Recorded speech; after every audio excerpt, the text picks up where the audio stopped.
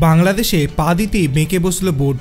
প্রতিযোগিতার মাঝেই দেশে ফিরলেন Pakistani cricketer. Bangladesh premier league খেলতে সে দেশে পৌঁছে গিয়েছিলেন পাকিস্তানের ব্যাটার মোহাম্মদ হ্যারিস।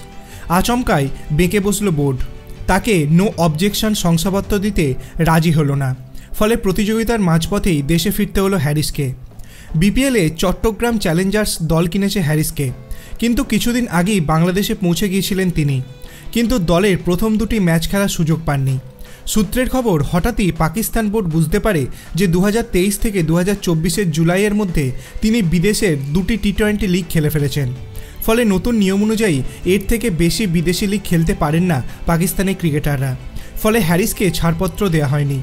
গত বছরের জুলাই আগস্টে লঙ্কা প্রিমিয়ার লিগ এবং গ্লোবাল টি-20 কানাডাতে খেলেছিলেন হ্যারিস। হ্যারিস বলেছেন, চট্টগ্রাম দল এবং বাংলাদেশ বোর্ডকে ধন্যবাদ আমাকে খেলার সুযোগ করে দেওয়ার জন্য এবং যত্নে রাখার জন্য। প্রস্তুতি নিতে সময়ের আগেই চলে এসেছিলাম। বাংলাদেশের সমর্থকদের ভালো খেলা উপহার দিতে চেয়েছিলাম। দুর্ভাগ্যবশত আমাকে এখানে খেলার ছাড়পত্র দেওয়া হয়নি। ফলে আমি কোনো ম্যাচ খেলতে পারবো না।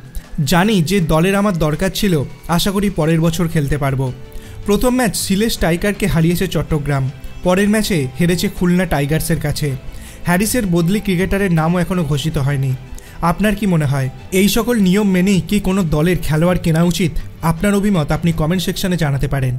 ভিডিওটি ভালো লাগলে লাইক করবেন, চ্যানেলটিকে সাবস্ক্রাইব করতে ভুলবেন না। ধন্যবাদ।